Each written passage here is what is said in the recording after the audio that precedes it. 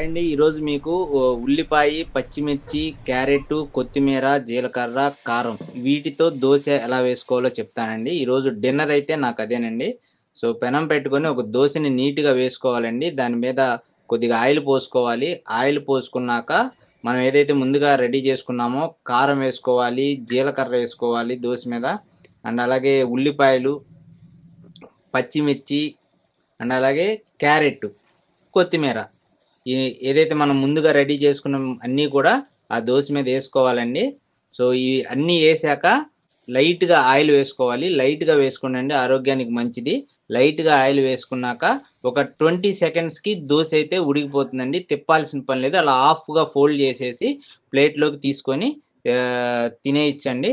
So ఈ దోశకి కాంబినేషన్గా నేనైతే పల్లీ చట్నీ అండ్ అల్లం చట్నీ కూడా రెడీ చేయించుకున్నాను.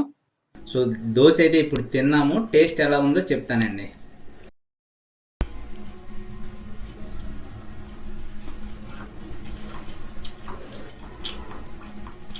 దోశ అయితే బాగుందండి.